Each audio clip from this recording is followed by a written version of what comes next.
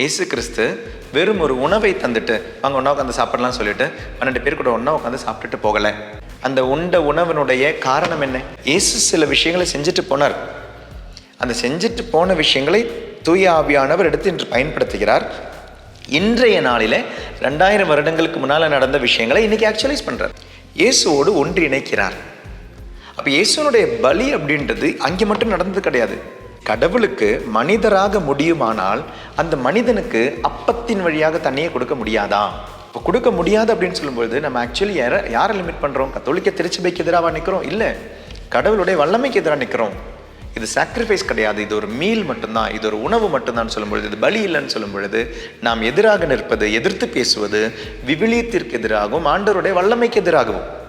கத்தோலிக்க திருச்சபைக்கு எதிராக கிடையாது. கத்தோலிக்க திருச்சபை அதை பின்பற்றுகிறது. 2000 வருடங்களாக இயேசு விட்டு சென்ற அந்த பலியை பின்பற்றுகிறது. அந்த பலியின் வழியாக கிறிஸ்துவின் உடலோடு ஒன்றிணைகிறது. எனக்காக உணவாக மாறியவர். Jesus is becoming one with me and because of that Holy Eucharist I am becoming one with Jesus. இயேசுனுடைய மறை உடலில் அங்கமாக நான் மாறுகிறேன். யோசிச்சு பாருங்க, நற்கருணை ஆண்டவரை நாம் கரங்களில் வாங்கும் பொழுதோ இல்லை நாவில் வாங்கும் பொழுதோ எவ்வளோ சுத்திகரித்து வாங்குகிறோம். இந்த ஆல்டரிலிருந்து வருகின்ற, கிறிஸ்துவிலிருந்து வருகின்ற உணவு தான் இந்த அப்பம். அப்பத்தின் ஒரு விலை இயேசு கிறிஸ்து. மென்மையான அப்பம் தந்தீர் ஆராதிக்கின்றே, மெய்யாகவே உம்மை தந்தீர் ஆராதிக்கின்றே.